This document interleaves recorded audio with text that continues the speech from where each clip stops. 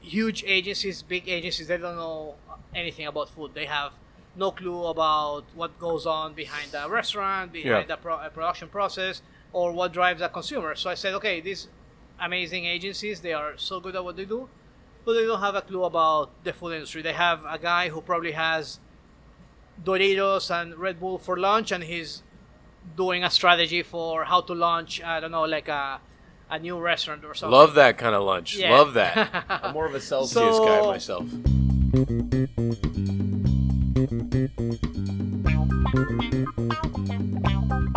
Welcome to the next episode of Pancon Podcast, featuring Petey the dog that's not even really here. Apologies to everyone who can't see Petey the dog. Petey the dog is, in fact, not here. However, you are still listening to Pancon Podcast. We're going to switch it up. I'm going to do a little bit of shameless plugging here. Subscribe to Pancon Podcast if you haven't already. All over the place. Apple Podcasts, Google Podcasts, Stitcher, SoundCloud, Spotify. We're even on iHeartRadio. Wow. I'm not even sure who uses that, but we're on iHeartRadio. Really starting the podcast off needy, huh? That's right. Super just needy. like super needy. Thirsty is what the kids say. Actually, we're going to do our shameless plugs now and final recommendations, and we're out of here. See you guys later. Fuck. Listen, we're trying to get that, YouTube monetization stuff. Right. So get on YouTube. So only the people that look at our face for the first 45 seconds, and then they're out of here. That's right. All right, good. That's right. That's how all these YouTube channels get away with claiming that they're better than TV shows. The weird metrics. But that's neither here nor there. Today we are joined by special guest Nidal Barake.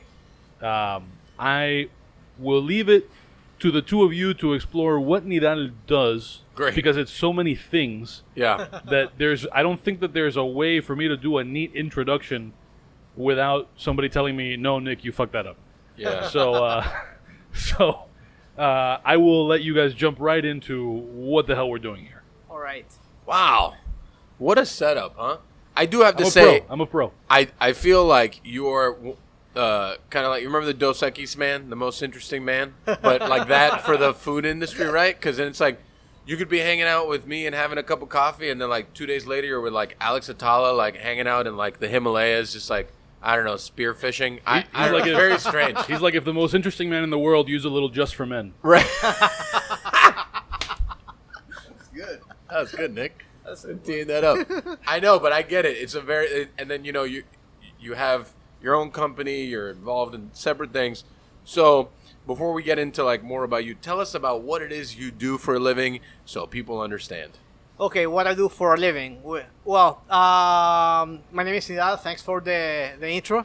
I come from the telecom and media industries, mobile payments. That was still, I love that word, and that's how I used to pay the bills.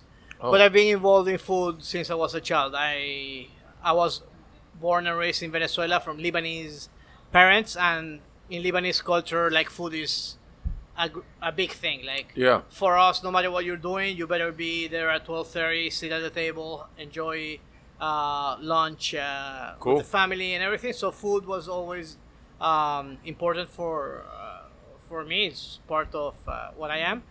And so after many years in the mobile and tech industry, while I was head of a digital marketing agency, we had a partnership with Ogilvy, which is like one of the biggest marketing agencies in the world, and we were like their digital branch, no?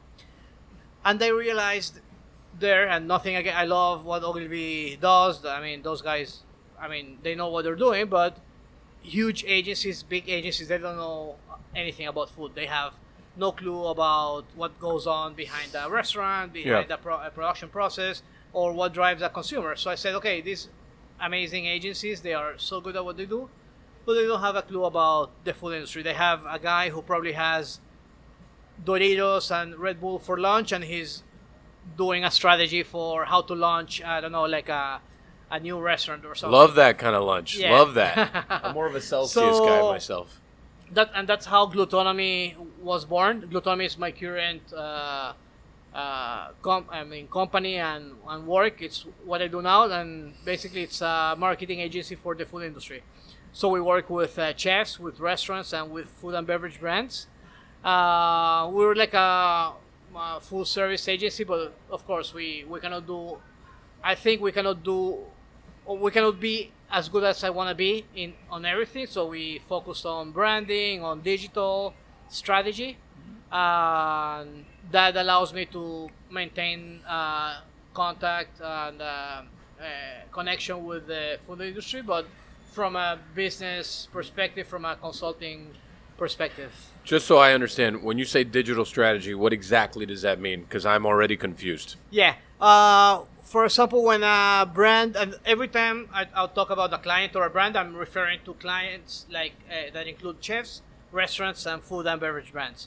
Okay. So when we develop a strategy, it can be like launch a new product or do a new campaign. We do when we talk about digital, we talk about social media, we talk about web presence, we talk about interaction through a mobile app, for example, right. Digital ads. But, and this is so weird, but after COVID, when everything went digital, we started also doing some more like physical activations. Right. In like we needed, like we started doing or bringing those experiences for brands at home for people. So, for example, with Perrier, we started creating like mixology kits for people to make cocktails at home. So even though the world was going full on digital mode, we started working more on experiences for people to enjoy at home. Yeah, and that did really well during COVID. yeah, It still does pretty well now, I think. I think the good thing about it is like people started appreciating it, and yeah, it's nice to go to a restaurant. It's nice to go to a bar, but it's also nice to invite some friends and do some cocktails for them or cook for them. So people who didn't cook at the before COVID, they started cooking. They started appreciating where or understanding where people comes from and the process behind everything. So I think it was positive to bring awareness of all the hard work that restaurants and bars do, like just to understand what goes behind a great meal. Well, I think, it also shows like how valuable those things are to people's everyday life. Absolutely. Like, because when there's no one to cook for you anymore, then you got to cook for yourself, and you haven't cooked shit or made a cocktail ever. Exactly. It's just kind of like, so what do we do now? That's why, the evil empire of Uber Eats does so well, because of things like that. So, okay. So, digital strategy, marketing, branding. Yeah, we do a lot of curatorship too. For example, later this year, there's a big, I call it food hall because it's the best description that I can give or find. But it's like a historic building in downtown Miami that's gonna have like different food concepts. Right. So we did all the curatorship for. We did the branding and the concept, but the most important part of the work that we did there is the curatorship. So bringing the different chefs and concepts, not only from Miami, but from other cities in the U.S., from other countries. So we do a lot of curatorship that, just as you mentioned at the beginning, like for example, like knowing that all those chefs from around the world, what value does it bring beside like, I'm good friends with them and everything, but how would that affect, for example, our business or the city where I live in? So I have all these big connections, and thanks to those big connections, maybe we did a dinner with Massimo Bottura or Rodolfo Guzman or Micha, or we can bring those names and chefs to maybe local projects. So I think it's also like, I'm originally from Venezuela. I've been living here in Miami for 6 years, but feeling Miami like my own now. I think it's what I can do in order to make Miami like a better culinary scene or city. So you've only been here for 6 years. Yes. How long has Gluttonomy been around? 5.5 years. Oh, so right as soon Yeah, as you no. got here. The reason I moved to Miami was to. I mean, I knew I wanted to open Gluttonomy, and we're not gonna go into like political issues or anything. But Right. I was living in Venezuela at the time. There was no way I could do that in Venezuela because we were like isolated from the rest of the world. So U.S. made sense, but I didn't want to lose the Latin American connection. Right. So Miami was a no-brainer. No-brainer. Yeah. 5.5 years. What are some highlights? Well, 5.5 years, and this is a phrase I always repeat. And the first time I heard it from Zach, Oh yeah. Zach the Baker. It's like I learned where we're good at and where we're not that good at. No? Right. So Yeah. At the beginning when you start a company, you need to make revenue. So you start like you should do everything that moves. You should like anything and everything. yeah. So we did like website. Like, what's your budget? $1,000. Oh, we'll take it. Yeah. Or start doing like we did a lot of social media. We took website works for nothing, losing money just having that success story there. Right. But with time, we learned where we add value, and where we add value basically are those things that I mentioned, like that network of chefs and restaurants that we have. How can we leverage that, create opportunities for the network and for the community and for the industry. So again, and let's say I work with chef, I don't know, X, Y, and Z in Peru. So I mean, it's not only for Miami, like, hey, I'm bringing this amazing chef to Miami, but for this chef, like, hey, I'm opening the doors for you to go into the U.S. market. So at the end of the day, Right. it's a win-win situation. And other things that we learned that I like to talk about in Gluttonomy is, I mean, I'm very close to the restaurant industry. All my friends are like, most of my friends are chefs or restaurateurs and everything. And one of the things that I saw firsthand during COVID is how fragile the restaurant industry is. And one of the things that I've been telling, without sounding like, how we say in Spanish, pesetero, like very like business oriented or anything, is like we need to start looking at restaurants as businesses and not as restaurants, because when we define what's success for a restaurant, and before it was like, yeah, I have X amount of Instagram followers, or I was I don't know, James Beard nominee or whatever. Right.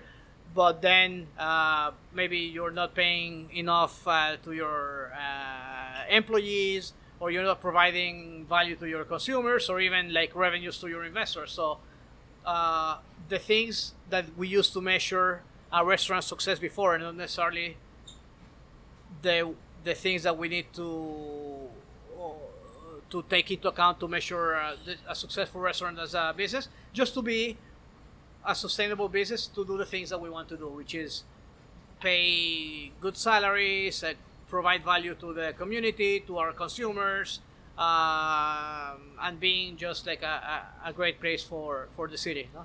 It's interesting. That's an interesting topic, because I think the restaurant industry, and I'm sure there's others like this, like there's no clear-cut blueprint to say that this is how a restaurant should operate for it to be successful. And you know, I'm fortunate that we've been fairly successful, and I'm still pretty young. But one thing the conversations I have with people about restaurants, and that they're basically like foundation business stuff, I feel like sometimes it's a little bit lost. And I think a lot of that has to do with following an older model, saying, you know, however many followers you may have, or if you were a Beard nominee, or if you were like, none of that shit really fucking matters, man. Because if you don't pay out investment, if there's not proper revenue streams, if you're not working with the right margins, if you're not you know, checking everything from top to bottom, bro, it doesn't matter. Exactly. It really does not matter. And it's not sustainable. Right. I mean, there was a great article, and I don't remember what it was, but there was like a restaurant that was in Bon Appetit's top 25. Mm-hmm. And it won, this might have been like 3 years ago, maybe. And it won awards or whatever. Didn't last a year. Yeah. It didn't make it a year. Because the business model was flawed. And the business model could be flawed from so many angles. All of it starts from your lease anyways. But absolutely, even from like how you structure your business from top to bottom. It's just like, it's frustrating to me because that's why there's so many good restaurants that aren't successful because of those things, you know? But I mean, I think though all those accolades and awards and everything are a consequence of doing the right things. I think they're good. They're great. Yeah, and some restaurants they are great businesses, and some of them they don't receive those accolades or recognition, but they're. I mean, I bet their employees and owners and diners are super happy. So, but I think there's a. I mean, you cannot. I mean, you have to take into account both things. I mean, yeah, it's nice to receive some recognition, and it helps. I mean, for like talking about like the list, like 50 Best or James Beard and everything, and some people criticize them. Michelin stars. Yeah, because they are like a PR game or marketing and everything. So whoever has the best PR is the one who gets into the 50 Best or whatever. But at the end of the day, and I know this firsthand from some chefs, they also bring business, bring people, and save businesses. Rodolfo Guzman from Borago, who he was famous before in like abroad than in Chile. Like people started going to his restaurant in Chile, like locals, because like, oh, this guy's so famous abroad, like let's go see what he's doing. He said like if it wasn't because of 50 Best, he was ready to close his restaurant because locals were not getting what he was doing at his restaurant. So yeah, I mean those lists, I mean if we take them for what they are, and I mean, yeah, they bring people, they bring attention, so why not? I think that there's a certain level that PR helps, but I don't think it's everything. You know, and like, I have a PR agency, we have a publicist. There's only so much that they could do. They're not going to get you nominated for the Beard Award. Oh, no. They're not going to get you nominated for the 50 Best. Like, you got to follow through. You got to do your thing. Absolutely. I mean, I honestly know very little about the 50 Best, to be honest. Like, I mean, I know who's on it. It's just like, we just don't see much of that around here, I would say. But it's like, those things do make a difference. Like, if you're, and I do believe in hard copy in opposed to, like, there's so much more value in some of the things that you mentioned over social media for me. Absolutely. Like, I think social media is very, like, it's like a fleeting thing. It's like you have a cute post today, you better have a cute post tomorrow. You're going to need a cute post on the third day. And that's really it. That's only because, you know, people's, like, attention span is very small. Absolutely. But it's like, it's that kind of thing.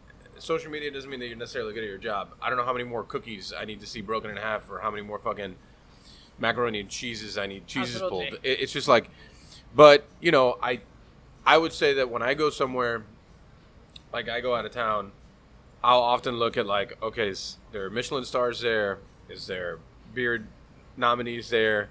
Is there top 50s there? And those are the places that I'm going to go to. Yeah. I'll rarely look at their Instagram ever. I'll look at their website after and I'll look at what's on their menu, but I'm not going to go to be like, and maybe if I want to see a picture of a dish, maybe. I'll also think if the photography is trash, then I'd probably take that into consideration too. You know, but it's like the last thing that I really look at. Those things that you mentioned, I think that there's more, and people could say that it's political or whatever. I don't know. I think that there is some truth to it. Yeah. At the end of the day, but there's still people that always get overlooked and people that should have gotten nominated or won things that didn't win things. I mean, like always, there's the game, like the marketing game and the PR game. But I mean, the PR and the marketing, again, I'm not pro PR per se, and people have been asking me all the time if we're gonna do PR at Gluttonomy, and we don't. One, because I don't know much about it in terms of like media and everything. And second, I believe there are some other things that are more important than PR. But on the other hand, yes, you can use PR to get there, but you get PR to get the attention. But then if you don't have anything, Right. I mean, if you don't have anything to show, then you're wasting your money with PR, because when people arrive, you have nothing to show, or they'll realize it's all like smoke and mirrors and everything. Yeah, I mean, I think when it comes to like I obviously like my publicist a lot, Larry. We talk about Larry He's all great. the time. Larry is amazing, but I look at them a lot in the way of like, you know, we're opening. Here's an opening thing. What are we doing? It's also like, so we've been open for 4 years or 5 years. Here's this email about a thing. Consume this email. Tell me what it is. Is it worth our time? This is something that we entertain or not. Or they get contacted by something and then, you know, it fits into the mold. It's like, it's not like a magic wands. No, it's not. You know, I feel like there's a lot of people that have this like false interpretation of what PR really does. PR is not going to put you on the front page of the New York Times. Yeah. You may get there, but it's probably not going to be them. Yeah. It's probably, and like the New York Times also doesn't go through PR companies. Exactly. So it's like shit like that. I don't, you know, like we were on that piece in the Washington Post. Like they contacted me directly. Exactly. It's pure journalism. It's, Right. It's not like they're not calling Larry like, hey, we have the story. Which one of your clients do you think? No, I have clients like, or not clients, like potential clients. We go to a meeting, like start like the briefing process and everything, and like, yeah, I want to be on TV, and I'm having this big opening, and I want like Channel 4 whatever to come here and cover it. I'm like, I'm not your guy. I mean, that's not what I do, and I don't know if that's what you need. I mean, Right. but it's what's on people's minds. But I also think that a lot of that, the world of media is so like weird. I don't even know. It's like, I don't know how else to put it. Skewed, weird.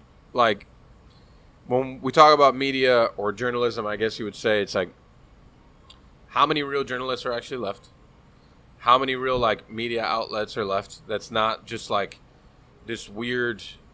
Is it really social media? Is it media? Is this really journalism? Or is this like, it's very strange. It's very, like there's a lot of gray in between all that. So, you know, and I bring it up because I've been told by national media or journalism, whatever, that I'm too hyper local, and I'm like, I still don't know that. Yes, you're right, I am, but that's good for me. Exactly. I don't know about for you. I don't know if you want me to like, you know, tout another city. It doesn't make any sense. I don't know. It's all very confusing for me. Like the whole thing. It's even like locally, some of the shit that I see my company and other people doing that doesn't get covered by media or journalists, but then some of the most random dumb shit does. Yeah. And I'm just kind of like, I'm confused. No, I don't really get it. Like, you know, Itame did that great dinner with Timon. I barely saw any burn about that anywhere in like journalism media. We did that tasting last week, which was, I think, some of the best food we've ever done, for sure. Nobody cares media-wise. A lot of people care. Yeah. But media-wise, nobody gave a fuck either. And it was just kind of like, and that's fine with me. Like, I don't want them to be like, oh, yeah, we love you so much. I don't care. Just follow the things that matter, you know? And I think it's just so skewed. Yeah. I think it's, I mean, it's the audience one, and I'm not, I mean, I've been always very critical about Miami in terms of like food journalism and like influencers and all that game. And actually I mean, if somebody's listening to this, it probably doesn't fall into that group, but they listen. Yeah. They may not like me or us. No. But they listen. Yeah, but I think also like what does the average reader want? So what type of information they consume? And again, you look at what's being covered in media or which like and well, there's air quotes. They're all there. Everyone sees them. Yeah, these are air quotes. Yeah. Like all these like food bloggers and influencers and everything. and you see the ones that have like most followers or the ones that get more coverage, and that's not what I want Right. for my city. That's not what I believe it's the best for the best interest of the restaurants they cover or the restaurants that they don't cover because they don't get it. Right. But again, I think it's a mix of what information we put out there and also what information people want to consume. So yeah, it's bad for media not to cover that Itamay Timon's dinner, but would people care? Or they care more about, I don't know, like this celebrity opening a restaurant in South Beach with nice decor and shitty food. I mean, The Wharf opens up now in West Palm Beach in a man-made lake. 47,000 likes, 364 clicks an hour. there you go. I mean, sadly, that's the truth. But I think what I would say in response is the people that do care will click on that and they will read about it. Yeah. You know, and if it's 30 more people or 50 more people or 100 more people that knew about it before, that's a huge difference for that business and for those chefs. You know, like Timon obviously has gotten a lot of publicity, well deserved. Yeah. And so has Itame, but still locally you're trying to sell. They're trying to sell tickets. They're trying to do things for this dinner. Maybe they could have done it 2 nights. I don't know. There's a lot of things that go into it. I was personally, and I don't know if we want to go into details. I went to Timon's and Itamay's dinner, and I was surprised it wasn't packed. I'm like, dude, this is like one of the nicest restaurants in Miami with one of the best chefs as a guest in Miami.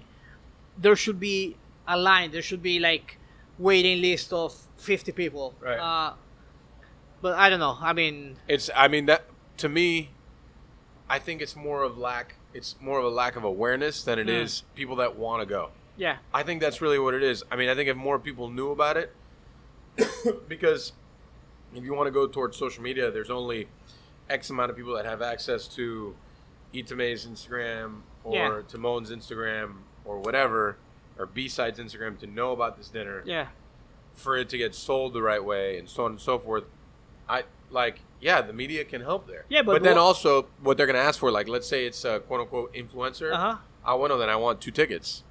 Exactly. Yeah. And that's not community support. And I'm very sorry, that's a bunch of fucking trash. Absolutely. That's not you helping shit. That's you helping yourself. And like, it's a gimme society. That's why there's such a lack of community. Yeah, but correct me if I'm wrong, and you know this better than I because Sure. you run like a restaurant group. Is that coming? I don't know if I'm the one who should be asking you questions, but No, it's is cool. that coming down like all those like influencers? And No, the it's not hype? ending. It's not. No, what I love is that there's people that obviously don't do proper research on me, and then they just send the text, right? Hi, I'm so-and-so from where, whatever, and blah, blah, and we feature so-and-so and this and that or whatever, and it's just kind of like, I don't care who you are. Yeah, You want to come in for dinner, I can make your reservation, you're going to pay full price. exactly. You know, I'll go, maybe me or someone else will go say hi. I don't Yeah. really know. But I don't know. And my favorite is the ones that have less social media following than you do. That's like the best. And it's just like, now I definitely don't get your metric. Like, I don't understand what you're getting Yeah. at. But that is not over. Okay, It's really okay. not. I think that there, like, and I've said it openly, there's, I guess if you want to call them influencers, you know, that are not like that. Yeah. There's a bunch of great ones that do like great things, but I consider them more like supporters of the community. Absolutely, and they are.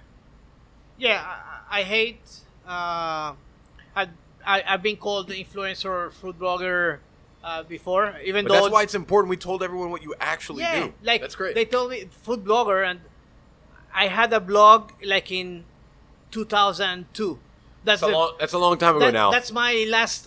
So about 19 years. My last blog post was like 19 years ago, so don't call me a food blogger anymore. We're gonna have to search that up, Nick. We're gonna have to search for that. What was this blog called? It was called Yo Culinario. Oh, there it is. Oh. Yeah, and I actually relate a lot to you because the logo is a flying pig. That's amazing. Yeah. Great minds think alike. Yeah, But exactly. did he have wings or did he have a parachute? Wings? Ah, bueno. It's Yeah. different. It's different. It's It was different. more of a slowly dropping pig. Yeah, mine Yeah. is just like we're flying with the wind. Exactly. Yeah, that's good. So But again, and we can talk about this for hours. I know. What's an influencer and what's a journalist or a chef or a restaurateur or a foodie that I don't like food either, that influences people for the content that they publish, no? I've just learned more to appreciate the foodie over all the other stuff because, like, even if they consider themselves a air quotes, we're back to the air quotes, a foodie, at least they're not asking for a fucking handout. Yeah, exactly. They're just coming to eat food and they may not know anything, Yeah. but at least they're coming to eat the food. Absolutely. You know, and I think that's like a big, to me, it's huge. They're just coming to eat, not asking for shit. Yeah, they may just want to talk too long and they don't really know anything about food, but at least they're just here to enjoy it. Yeah. So it's a weird world that I've actually come to like be like, no, the foodie's not so bad. It's just, I'm okay with it. It's fine.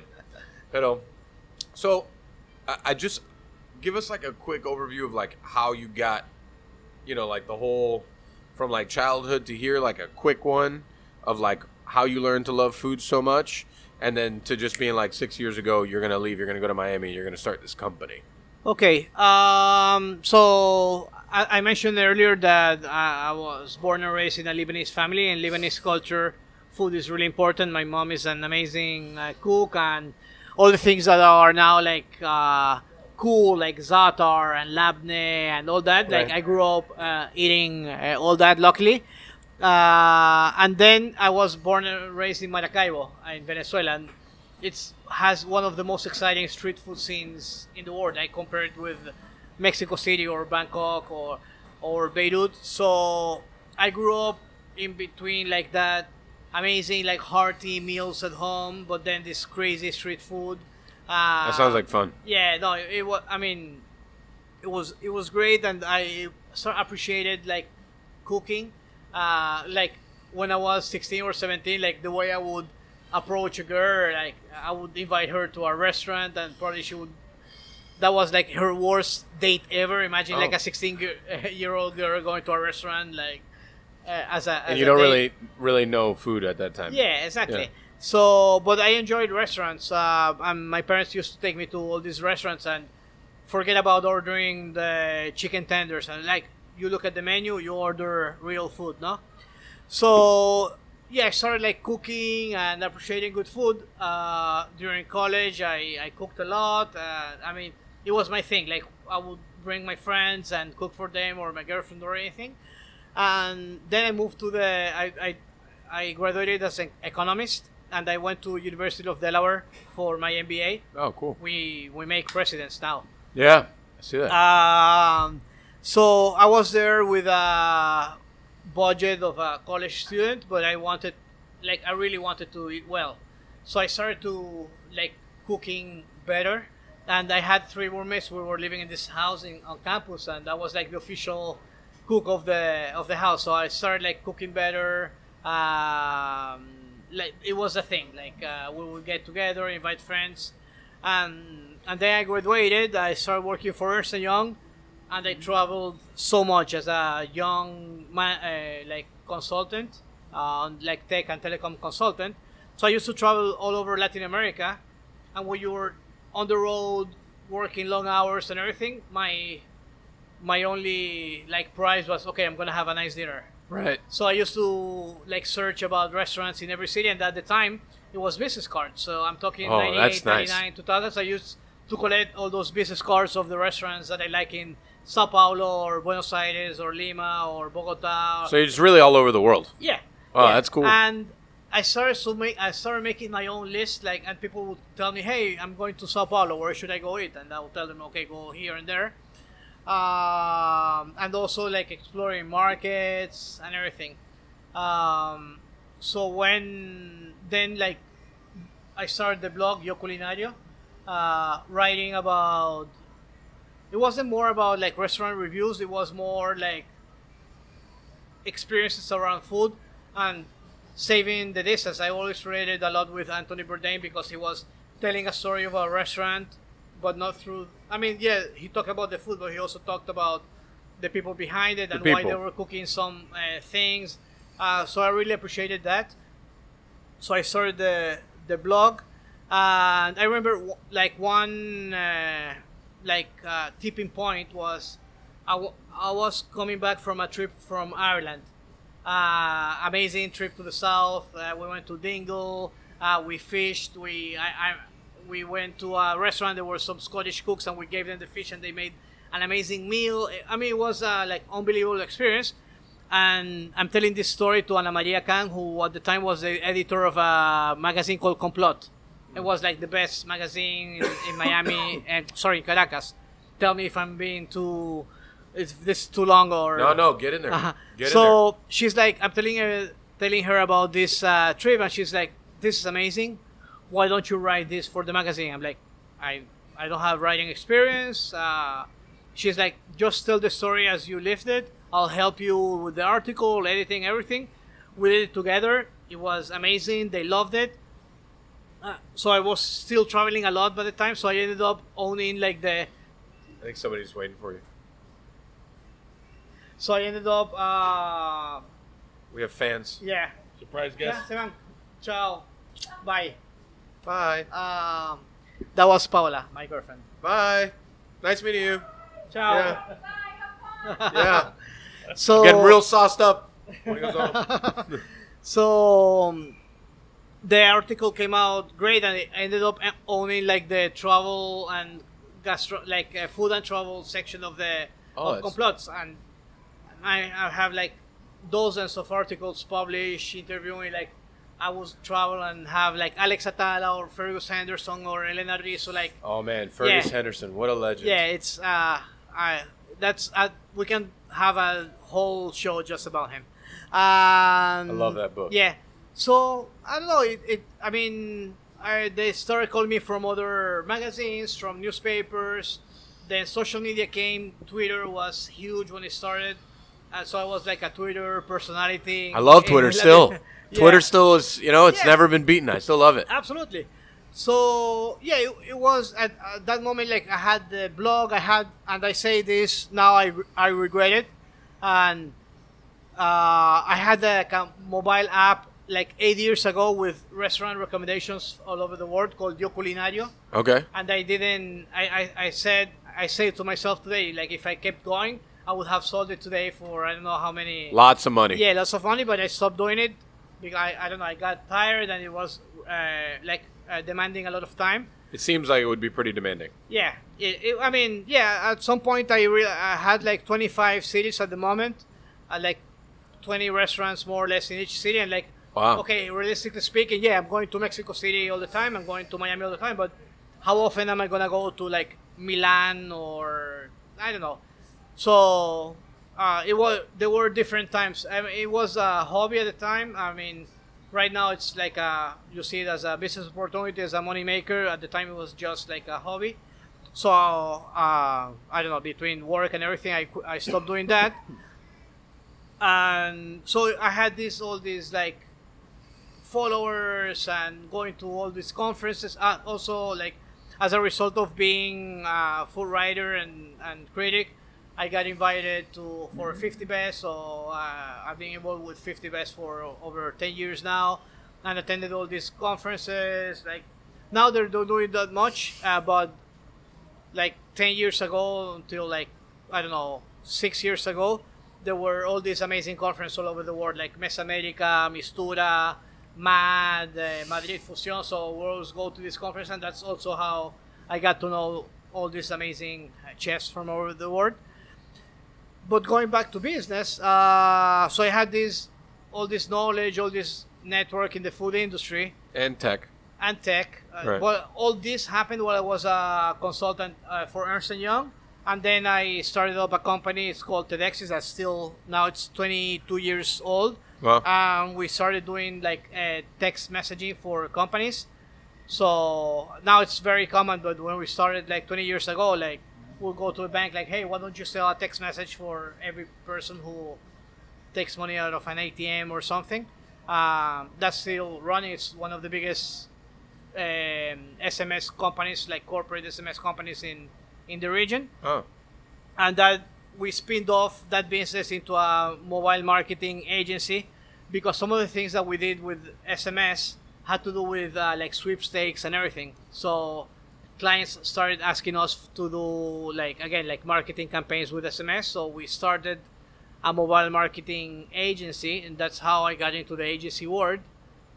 Which I tell everybody, like I have so much. Even though I own a marketing agency, I have so much more to learn, because my first position at a marketing agency was like founder and CEO. Like, Right. So I had to learn all the way down, like about processes and everything. But then, having all this food experience, and as I mentioned before, like knowing how marketing agencies work, I decided to open Gluttonomy with two other founders, and that brought me here to Miami 6 years ago, and we're doing what we're doing now. So, 6 years you've been here, Gluttonomy, the whole thing, Miami dining. What are your feelings? What do you think about at least what you've seen from the Miami food community in the last 6 years? Well, I'm very optimistic and I'm happy for all the things that have happened in the last years. And again, I've been in Miami living it for 6 years, but I've been coming to Miami many years. So Forever. Yeah. Remember, I don't know, like 8 years ago, 10 years ago, I used to go. Like if I had to spend one night in Miami, I would go like to Pub Belly. Oh, yeah. I love that place. I remember, I don't know, Gigi and all the Michelin. The OG Pub Belly, man. It was a Yes, special exactly. place. Yeah.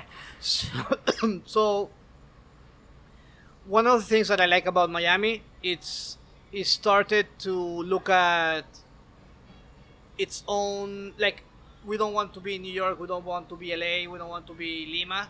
We are Miami with all the good and bad things that we have, and this is what we do. So I think that's a positive thing. I think local chefs like yourself start being recognized. We're not looking. I mean, of course, we're looking at chefs from outside, and Yeah. we have all these New York restaurants now opening here and everything. But beyond, I don't know, Michael Schwartz and Michel Bernstein, you ask 5 years ago, 10 years ago, hey, name a Miami chef. Like, I don't know. Well, Now- it kind of like skipped, right? Because it's the old like Mango Gang people, right? Like the Yeah. Douglas, the Michelle, the Norman, the Alan Yeah. Susser. And then like it seemed to like have a serious lull, and then it was like Michael, Timon, yeah. some others, you know? So now I think that's very positive. And what I like about what's going on now, there's this. I don't want to call it break, but there's Miami, like touristic Miami Beach, Sure. and there's Miami. And before, like 10 years ago, Miami was Miami Beach, was Right. hotels. Now Miami is Miami. It's I don't know, inland Miami. I don't know how to call it. Mainland is what we call it. Mainland, Yeah. Miami. So we are just like, I don't know, Portland or Austin or Nashville. They have their own identity and their own like chefs and their own restaurants. I think Miami finally has that. So yeah, that's one of the biggest things I've seen about Miami. Of course, now after COVID, which I think is gonna be as bad as COVID was, I think for Miami is gonna be positive in the long run, because people are appreciating more the things that we have, and even though all these restaurants from New York or Texas, whatever, are opening here,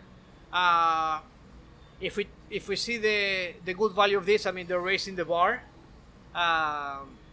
so that's also good for local restaurants. I think if we can, and this is not only for Miami, this is for everywhere, if we can manage the like workforce situation, we will be ready for amazing things here. I mean, I think we need like probably more like cooking schools or front of the house,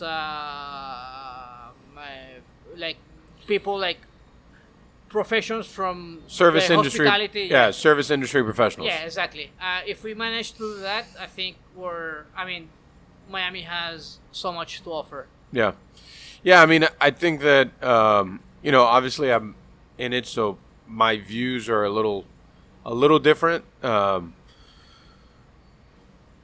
I do think that the culture of like the service side of the industry has to change. I think that the food side has shifted, and I think that there was like peaks, but then there was also valleys, like hard ones. So it's like from our culinary history, there's been like some real great times that are very well documented, and then there's been a valley and then a hard peak, and then again like the Michaels and the Jose Mendines of the world and those kind of things. Timon also, but I think what we haven't seen is like peaks from the service side yet, and I think that that's still yet to be had. And I think, you know how you said like when you started, kind of like you were the owner or creator of your company. Yeah. I mean, me myself, when I hear that statement, I think of it from like from the service aspect of it. Yeah. Like how much I didn't know and how much I had to grow because I didn't know shit. Now, can you get him a glass of wine? Absolutely. Is that possible? What do you want to drink? Albarino, I think. But again, if you're not having this one, I'm happy to switch to. No, this one's for him, yeah? Yeah, unless you want it. I'll keep it. Guys, you know, just take it easy. All right, get him the cheapest brown shit is for Nick and put it in a red Solo cup, please. If you got a red Solo cup handy. I'm getting your drink now. Yeah, there it is. I don't know what that is, but it's good.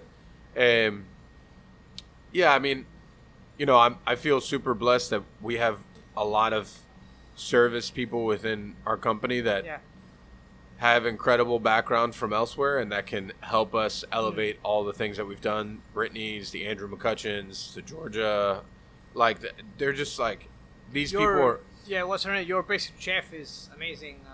Devin. Yeah. Yeah. Well, I mean, I think when you look at like all the heads of all the departments and even the top people within our company, like the GMs and the chefs of each one, I think that we're super lucky that we have great people that really care and that want to help elevate the whole thing. You know, like that's And the other thing I wanted to tell you about Miami, and just we were talking before about the media and the audience for the media, which doesn't probably help. With restaurants, it's the same.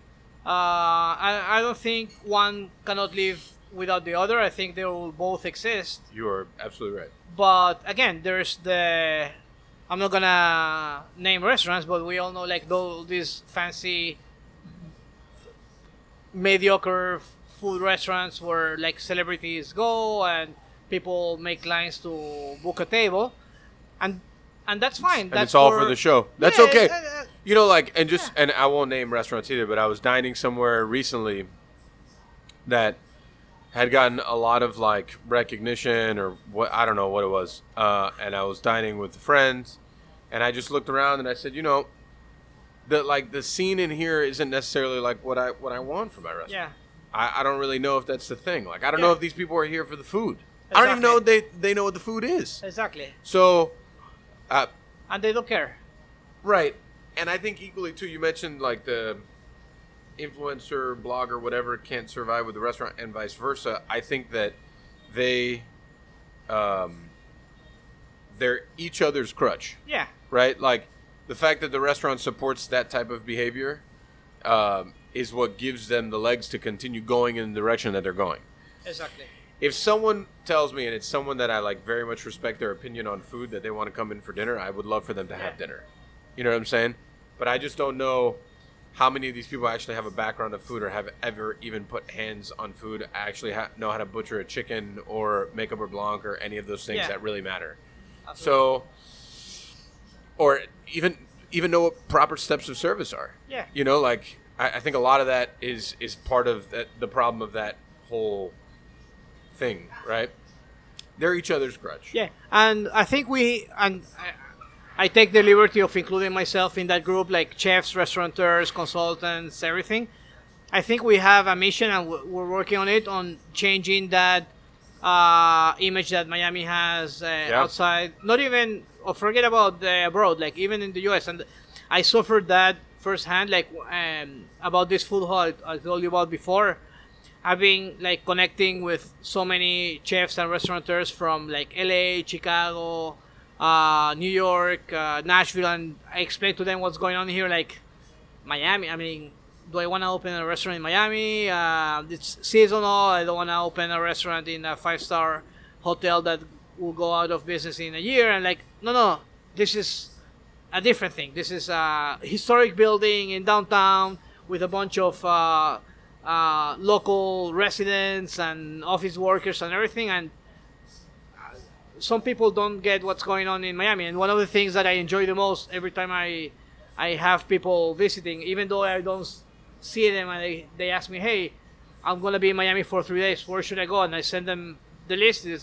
Some of them are like, I don't know any of these restaurants. Yeah. Like, depends where you look. I mean, Right. but I think that's changing. So I still tell everybody, okay, there's different Miamis, and you pick the Miami that you want. There's South Beach, 5-star hotel, expensive, shitty restaurant, Miami, and there's Pop and Mom, I don't know, Mimo, Yep. or Coconut Grove, Yeah. Miami. Yeah, I mean, the Grove has got a good mixture of like Yeah.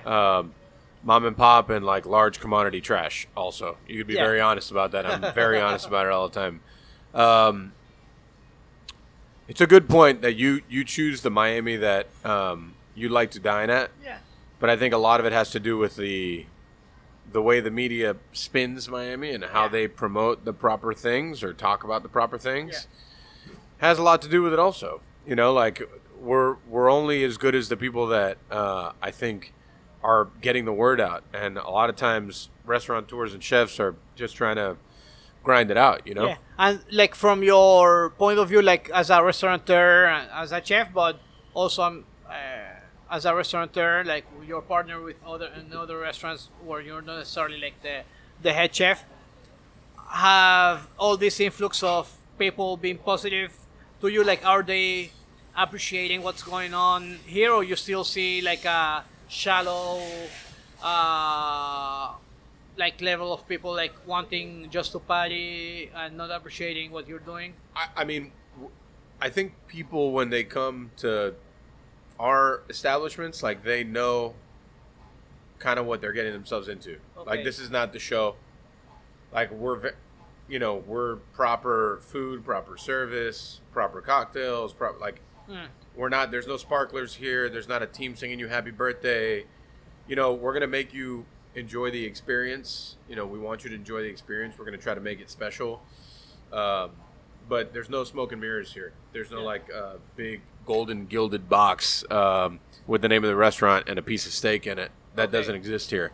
What exists here is like proper cooking and proper things. Yeah, but do you see, for example, I don't know, like I say New Yorkers because it's probably the biggest influx? Like, like people looking for those like Yes. real meals. Yep. Oh, nice. And, That's nice. you know, we have some people that have returned 6 times for the duck press. You know, 6 times. We have, which I haven't had. which you should. You know, we have people that dine here on a regular basis that are from out of town. That, you know, I have a couple of guests that fly to Miami, I think, once every 2 months, and they're only here for 4 days, and they come here their first night every time that they're here. Cool. And, you know, it's a lot of people from all over. I check our book, Ariete specific, every single day, and it's like, you know, Chicago, New York, Nice. Pennsylvania, the West Coast, Texas. It's a lot. And they've, more often than not, I would say 95% of the time, been very genuine with their appreciation of the Nice. experience. And, you know, like, the way I talk about Ariete specific also, because it's like my first child, it's the type of restaurant that you can only have in Miami. Okay. And that's why, like, I would never put it anywhere else. Yeah. So when you come here, it's like hanging out with me at my house and talking about someone that was born and raised here. Like, and that's a very big point for me. And the food is all influenced by that.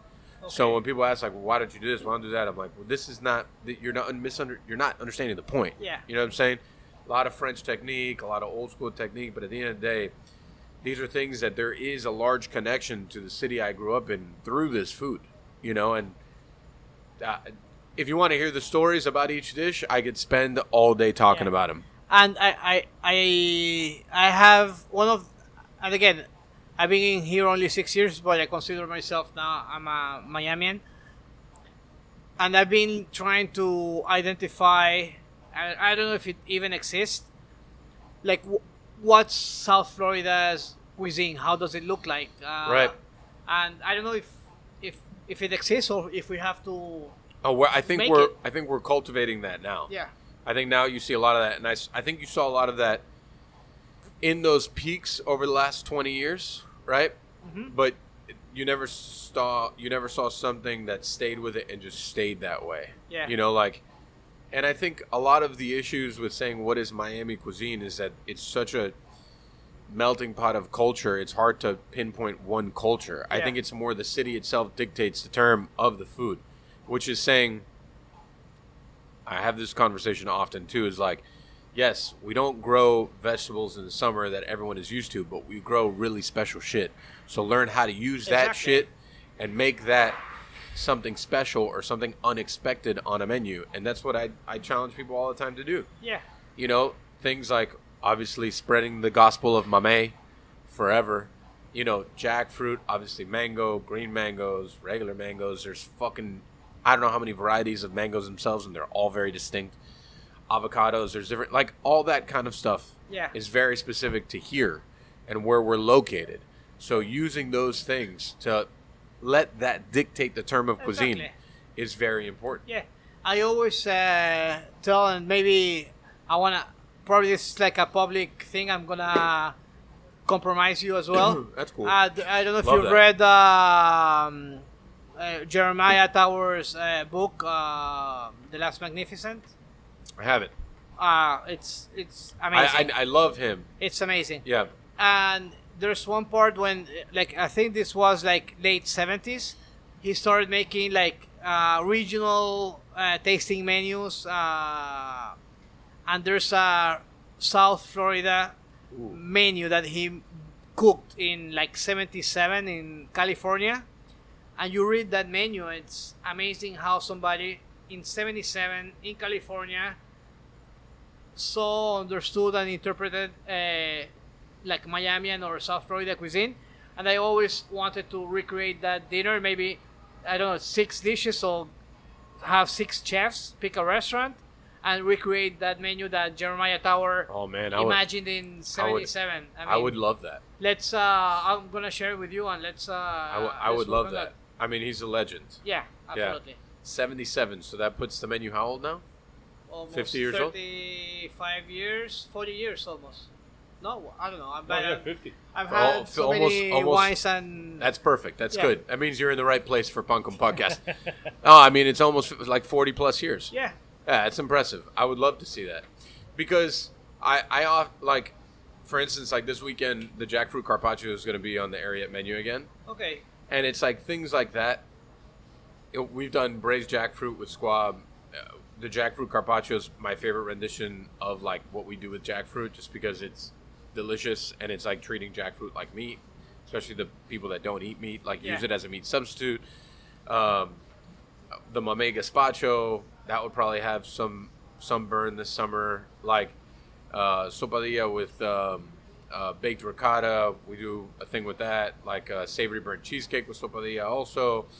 Like, you know, we did an avocado lyonnaise with Florida avocados. Like those, that to me is Florida cuisine, because it's really, it's not tying itself to any specific style. Yeah. Because we are so multicultural, the entire city, right?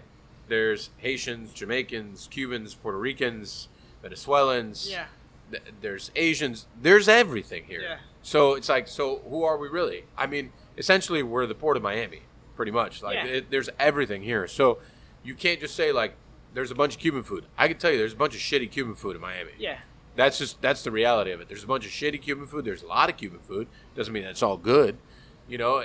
And it's, I don't know. It's a hard question to answer because there is no answer. I think all that is just being developed through the talent that's really coming up right now. I mean, this is such a young city. I mean, I don't know. I think you guys are building up what's gonna be considered in the future. Like, okay, this is South Florida or Miami cuisine. I mean, hope. Yeah, I hope. absolutely. I mean, there's a really incredible group of talented, like hardworking people right now that are doing some really amazing stuff that I think is recognized for a very, very long time. I think that this point that we're living right now is going to dictate a lot of what the next 30 years is going to be like food-wise. Absolutely. And I think it's important for people to realize that.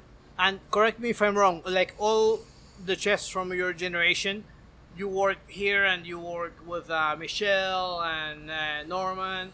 Yeah, I mean, like me specific, I worked with Michael, Norman, and a couple other like really great people that don't have huge names like that. I mean, I never left here. Okay, and do you see, like, the kids who are working with you now, like, do you see a generation that's being formed and educated with you guys, with Timon, with Jose, or with you, Justin? Like, how do you see that generation, like, absorbing everything that you are showing them?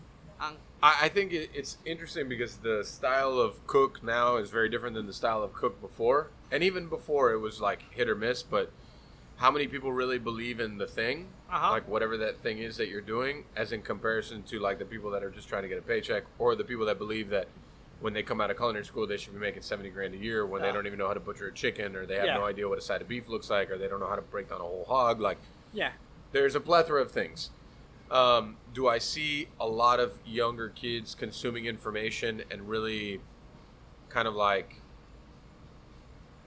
wanting to understand it and wanting to grow? And I do see a lot of that. Okay. But I don't know if I see it as much as I did when I was younger. But also, that being said, a lot of people that have been through my kitchens and kitchens that I was part of before are all, like, a lot of them are running their own kitchens. Nice. And I think that's great for me to see, because I think, you know, like, I have to say this, but it just came to my mind because it absolutely fucking infuriated me, and it was the dumbest thing I've ever fucking seen. But so you had one PR person post this thing on Facebook. I don't want to name names because I already have like a very bad reputation, apparently, as per apparently I have a very bad reputation. So let me just not say names because apparently that's better. So a PR person posted this thing on Facebook about wanting to show someone about what real. Nick, I have no idea what you're doing, but I'm so concerned about whatever's happening over there. It's crazy. That is the strangest it's not thing. being filmed. That's the worst part. He's filming it for himself, which is the worst part. This is for the official Instagram account. Perfect. Yeah. So, about local farms and like farm to table, and they wanted to show someone the local farms of Miami. And then a journalist responds in kind, "There is no true farm to table in Miami." And it took every ounce of my existence to not respond to that. But the truth is, I didn't, because I don't have time for those two people, because they're not worth my time. Yeah. Because it was so fucking dumb. Like, the reason why I appreciated working for Norman so much, one of the several, was because for Norman, we didn't, like, buying the tomatoes from Tina's Pride wasn't like a thing. It was just part of the culture. Yeah. Buying from farms wasn't like a thing. It was just part of our culture. And the same thing happened when I went to go work for Michael. And then the same thing happened when I opened here. And I'm very fortunate that I've been using pretty much the same two farmers for the last 6 years. And then previously to that, 6+ years. So I've been using them for over a decade. Okay. It's just part of the culture here. Yeah. You know, like, that shows to me the abyss, this fucking canyon difference between people that understand what it is, what we do for a living, and what we actually do. Yeah. And the only thing that makes me very happy is that the kids that go through here, the younger chefs that go through here, they understand that this is part of our culture. Yeah. This is what we do. The way to do it. Right. Why won't we put a tomato on a burger? First of all, it doesn't belong on our burger. Secondly, it's not in season, so we don't offer it. People just stopped asking here, or my servers just stopped asking me. It's one of the two, right? Like, there's a time and the place for a tomato on a sandwich. It's called a BLT, and that's totally fine. It's when it's in season and you make your own things, and everything's delicious on it. I don't know who put tomatoes and lettuce in a burger.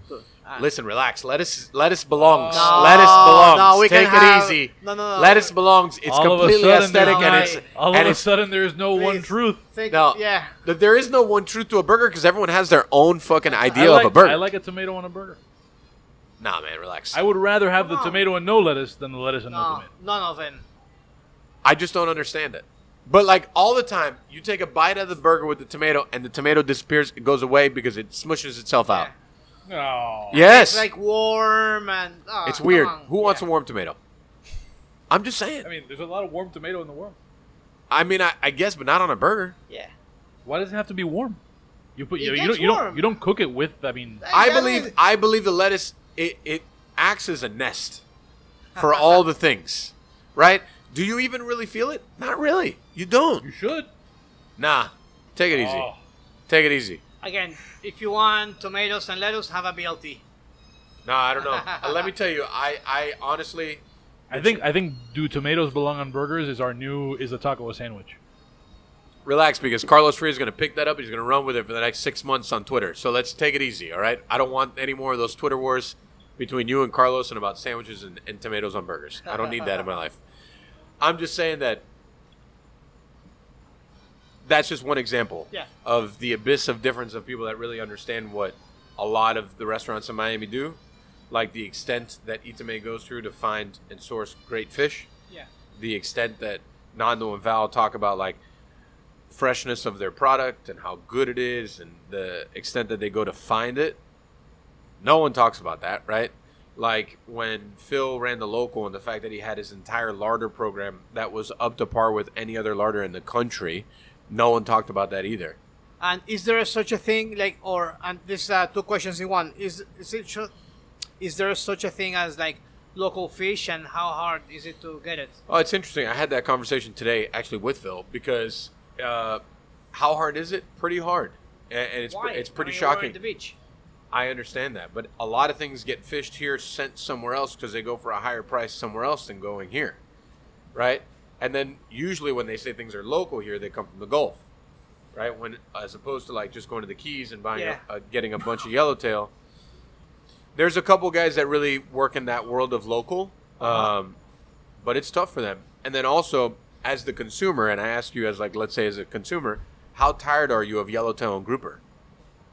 Yeah, right? Yeah. And those are the two things that you can get the most common here And all the time. For example, where does branzino comes from? Like I the have branzino a freezer somewhere. Sorry? A deep freezer somewhere. Yeah. And Yeah. That's, I mean, everywhere you go, that's what you see in the menus. I know, and that's why I say I'm like stubborn and weird in certain ways. Like I'll never want to serve branzino only because you see it on every other menu in the entire world, and it's always frozen and it's always like super mediocre. Yeah. That to me is like, those are the bigger issues, right? It's definitely not local. See you later, Kennard. It's definitely not local. It's definitely not delicious, but it's a good price point, and people for some reason like it, Yeah. and they buy it. When I'd much rather sell you a whole yellowtail, it's probably going to be a little pricier. It's probably going to come from somewhere closer, and it's probably going to be a lot fresher. It's probably going to have never touched the freezer. Like the snapper that I just ate at Nave, where does... Red snapper. Yeah. It comes from the Gulf. Okay. Cool. Yeah. And you know, like that's a pretty fine product. Yeah. But there was a time that we were getting consistent yellowtails from the Keys, and then that time really dried out a lot. And then it's like super hit or miss. And then you have to play that game of like being the restaurateur and operator and then being the chef, because you want to have the snapper Milanese and you always want it there available. But what if they don't have yellowtail? Yeah. What if it's your highest selling item? You know, it's like those are of those course. kind of things that are very tough. So then you skate to the side of saying, okay, well, I'm going to use red snapper, and I'm going to use, it's like, I'm going to use mutton snapper, or like, I mean, mutton snapper is good, but Yeah, there's a story that this is an extreme story from Jun Sakamoto in Sao Paulo, the high-end sushi restaurant, and some like it hasn't happened in a while, but it was a thing for him, like sometimes, and this is like at the time was like the most famous sushi restaurant in Sao Paulo, where you have like a lot of sushi restaurants, and some days he would like, we're not opening today, like we don't have good product, we went to the market, everything was like subpar, so we're not opening today. And people used to get mad and pissed, but he was being true to his beliefs, and I don't know how many reservations he lost that day or revenue, but he would just not open. That's of wild. course, like all his menu was like based on fresh fish, no? right. I think that this is sorry, I'm jumping in here. There's a thing, Mike, that you brought up earlier, that I think, Nidal, I'm sure you would have interesting things to say here, and it's sort of connected to some of the stuff about sourcing and all that. You know, we were talking about, I think you said something, Mike, along the lines of, you know, if people want to hear me tell a story, I can talk about it for an hour. Obviously, nobody, you know, at some point it's cool and the chef comes to your table, and then at some point he's overstayed his welcome, right? Okay, you've been here for an hour, I want to eat my food. But I wonder if the two of you could talk a little bit about that idea of how the diner knowing some backstory. It could be about the chef. It could be about where the food came from. It could be how that affects the experience of eating the meal. The example that comes to my mind is, you know, I had the snapper dish here at Ariete. Yeah. And we did an episode of the podcast. Who were we with? We were with Kiki. Yes. When you told that story. And I hadn't heard that story. And I already thought, this is one of the best fish things that I've had anywhere. And after I heard that story, I know that the next time I eat that, it's going to add another dimension to that experience. I'm sure that you, Nidal, have certain experience or stories or perspective on the impact that can have. So anyway, that's just me kind of teeing you up. Yeah. And I think there's a connection to some of the sourcing stuff, because even in a broader sense, right, when the diner knows things about where Branzino comes from and doesn't come from, it changes their experience of the Branzino. Absolutely. I mean, there are restaurants that are fully based on that principle. I mean, Central in Lima or Borago in Santiago de Chile, everything is around A story. Yeah, a story and where it comes from, and sometimes like again, I love Rodolfo, and I've had some weird dishes at Borago because he's like, I don't know, this is a guy that grows in the coast like 20 kilometers from here, and it's being, I mean, used by locals for 100 years, and now I'm making this, I don't know, jelly with that agave, and you taste it, and it's not probably the most amazing meal you've had, but it tells you a story of the area, of the people from that area, of the history of that country. So I think it makes all the difference in the world. I have his book. Yeah. It's wild. Yeah. And I think that there's, Nick, to answer your question, at least from my perspective, is there's definitely like three different types of diners, right? There's the diners that just, like, they want sustenance. They're just out on a Tuesday and they just want to eat something and they just want to go home, which is totally fine. There's the diner that is more into the show and the experience, right? And then there's the diner that's very, like, inquisitive and wants to know about all the nooks and crannies, right? Yeah. And those are the people that want to know the story. Those are the people that are going to go there and they're going to learn. They're going to want to know that story about where it was sourced from and why it's like that and all those things. Like, those are, I think, the very different types. Yeah, you know? And I'm not saying, like, I don't think every restaurant should be Central or Borago or Noma or Fabrican, whatever. But I think every restaurant should tell or let their consumers know those stories. And again, I'm not talking about reading like 3 paragraphs in each menu, or every time the waiter brings a dish, you have to listen to him or her for like 3 minutes explaining that, I don't know, where that cow walked around and what it ate. What it was fed or whatever, yeah. But the information should be there. I mean, they should be able to answer the question if asked. Exactly. Right. Exactly. And I totally agree. I think it's a very fine line between, like, because people always say, like, you need to educate the guest, and I'm not obviously I know a little more about food than the common person, but, like, I don't want to go out and get educated necessarily, unless I'm going to that experience to know that. I think when people come here or any of our establishments, I think that we portray what each one is very specifically, and I think people understand. Like, when people dine at Ariete and they want to have, like, the dining experience, like, if they have the tasting menu from Ariete's tasting menu, you know, they want to know all the things and what is all the stuff. Yeah, and you can say it without saying it. Like, if I look at your menu and I see mangoes and I see avocado and I see different ingredients here and there, like, you connect the dots and you tell a story with your menu without having the waiter again Right. sitting there and tell you like how many avocados they picked. Well, I today, mean, whatever. you're also an educated diner, Yeah, though. yeah. I mean, you've dined all over the world, so some people can and some people can't. Yeah. You have to be prepared for both aspects of it. Absolutely. And some people may want you to come to the table and explain, hey, how did you come up with that dish? And that's totally fine. I mean, it's actually, I think it's appreciated. Yeah. I feel like that I'm a table touch. I'm not like a huge table touch person. Like I feel like it's always kind of like awkward. Like when do you say bye? That's always my thing. Like when are we leaving here? Are we done? Everyone's happy? All right, I'm out. Yeah. It's kind of like a weird dynamic or whatever, and I don't know. And I've seen that, and I think that's very common, and I like it. I mean, I'm not complaining here.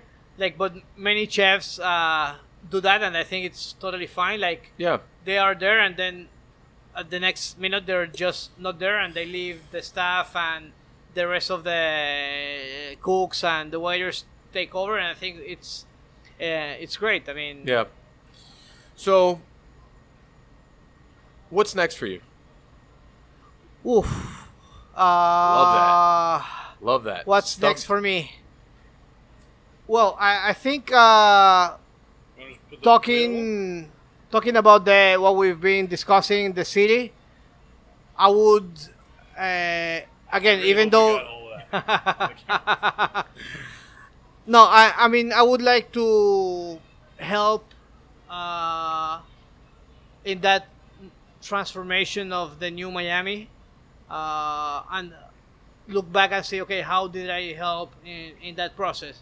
If it's by helping some restaurants and chefs and brands going out there and communicating their stories, or bringing the Massimo Bottulas of the world here to mix with the local community and see what's going on in the rest of the world.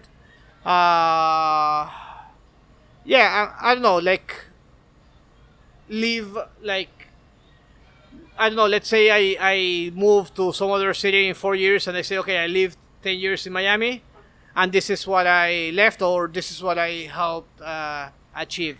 Of course, business-wise and company-wise, I want Gluttonomy to grow, to be a player in the food industry, for not just as an agency, but for like helping brands getting there and communicating the right things, making the consumer better educated consumers.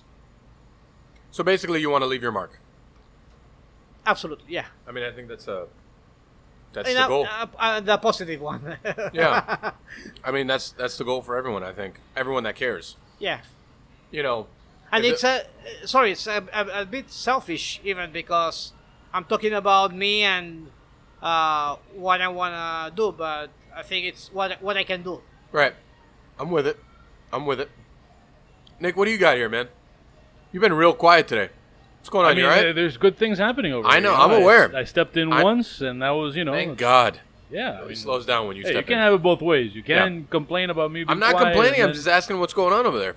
What's what? I mean, if we Beyond want the picture Beyond and the the beyond the hairy- tickling Yeah, of the ball tickler. what's going on is that we got a new member of the DADE Patreon Mug Club. No. Yes, one Sarah Figueroa, Oh wow. who said that she just dined at Ariete this week, or this past week, and now is going to get mugs. So I believe she came to the tasting.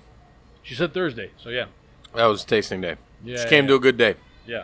Came to a good day. We were having a little back and forth because I posted about pastry chef Devin Braddock flipping off some ice cream sandwiches, and she sent me a picture of her own flipping off some cookies she made. So there's that. All right. Is you bringing me in a sign that you want to move on to the wind down? Yeah, I think it's time. It's time for the wind down, ladies Yeah, I and think it's gentlemen. time. This is where we start our parting recommendations. For those of you who are new to Pancon Podcast, or maybe Nidal, everybody recommends a thing, but it can't be your thing. It can be it could be a book, it could be a meal, it could be a movie. Hire Gluttonomy for your next Yeah, I like that. marketing That's good. agency. That's for the shameless plug segment. I think for recommendations, you know what I would love to know is like for you to eat food that makes you feel like at home, where do you go for that here? Oof.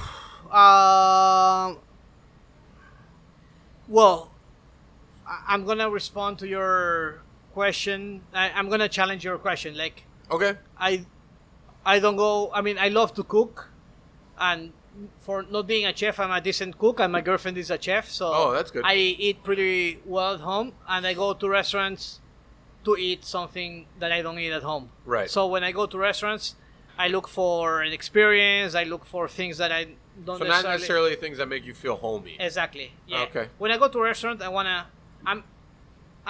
wanna take a parenthesis about like what happened during like I only use Uber Eats like I think once or twice in my life because I love cooking and I love going out to restaurants. Right. I don't want to have restaurant food at home.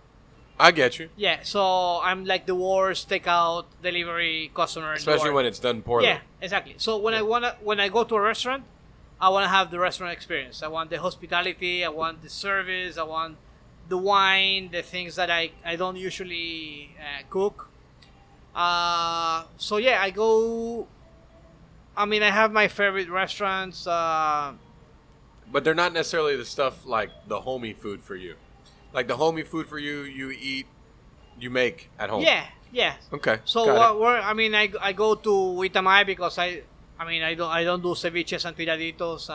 They do amazing ones. Right. I don't make my own pasta, so I come here to Nave.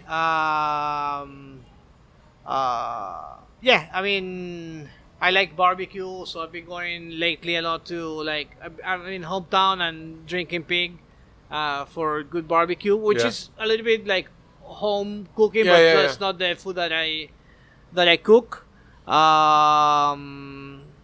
Yeah, that I mean, I want the restaurant. I go to restaurants to have the restaurant experience. I mean, I get it because when people ask me where I go for Cuban food, I say my grandmother's house. yeah, exactly. I don't exactly. I don't know Yeah, where else to like, go for that. now, like how I'm Lebanese Venezuelan, so I go to McDo's in Midtown when I wanna go get decent Lebanese food. I think all the other like until that What's it restaurant, McDo's, MAGDOOS. Oh, I'm gonna Yeah, it's little restaurant in luckily it's next to my office, and I've been to all Lebanese restaurants in Miami, and again, this is a Lebanese guy who loves food. I don't think any of them are that good. McDo's is pretty good. So when I want that connection with Lebanese food, I go to. That's what I sound Yeah. like when I talk about Cuban food. It's like, yeah, this one's okay. Yeah, exactly. So I love McDo's when I want to get Lebanese food. I like La Latina for arepas. Again, I'm Venezuelan. So I gotta say, like, I used to love La Latina, and then I just feel like they took a drop off, and it's shocking the weird one that's like right on 36 arepa bar. I think they're pretty yeah, good. it's pretty good. They're pretty good. Yeah, but I don't know when was the last time, and I'm not making here any ads or anything, but go to La Latina. I used to go there all the time. Yeah. When I worked at Cypress, I mean, it was right Yeah, down the no, street. but they have new owners. Like they took over a couple of years ago, and they're doing the right thing. Oh, good. I'm happy for them. I mean, I like doggies too, but when I wanna have like a Venezuelan arepa, I go to La Latina. I grew up down the street from Doggies. Okay. So I grew up on the original one in Yes. Caraway. Yeah, I grew Okay. up on 17th and Coral Way pretty much. Okay. So, like, right down the street. And it's strange, like, where Doggies is, that bakery is actually Uh-huh. pretty good, too. And that's also Venezuelan bakery. Right. Like, yeah, it's pretty good also. So, like, I feel like the food in that corner is, like, slept on. And then I haven't been there because I'm not, like, a big burger person, Uh-huh. even though we just had a big burger debate. Across the street, the Juanchis. I hear is pretty good also. Yeah, and that guy started at the baseball stadium in Caracas. Look at that. Yeah, and now he's got like Brooklyn and Miami. Oh, and- yeah? Yeah. How's the burger? It's not my favorite one, Okay. but it's good. But Yeah. I mean, I'm super picky with burgers. I think Miami is still. I mean, I love Justin's burgers. I love Ariete's burger, and probably 2 or 3 more. Name But- one of the other 2 or 3. Which ones? Yeah, name one of the other ones. You got me there. I mean, I go Lies to, here. no, I go to Shake Shack. I have to Shake confess. Shack. Yeah, No, but Shake Shack is solid. I have to tell you that I was shocked the other day. Like, I've been shitting on the Five Guys burger for years. I guess because I had it like. I like it. Five Guys.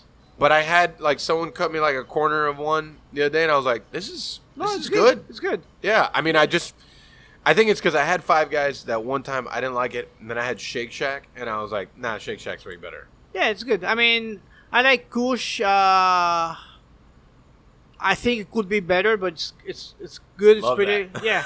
No, because I know they can do better, and but it's good. It's still probably my fifth burger. And, That's pretty good. Top 5 is good. Top 5 is good. Their frita just won the the burger thing at the Chef Leo, congrats, yeah, Chef Leo. their frita is pretty good. That's what I get when I go there. Oh yeah. Yeah, and I don't know if you're doing the frita in chugs. Oh yeah. Yeah, that was a good one. Yeah, I think our frita's pretty good. Yeah.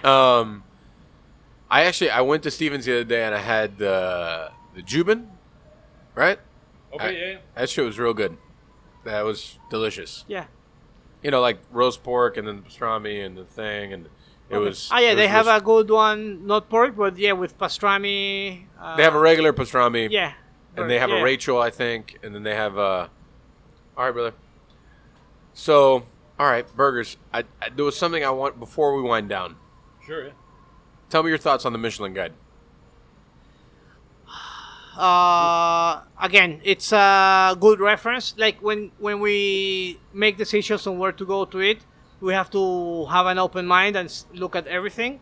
And Michelin Guide is one of the things we need to look into, but it's not the Bible used to be before.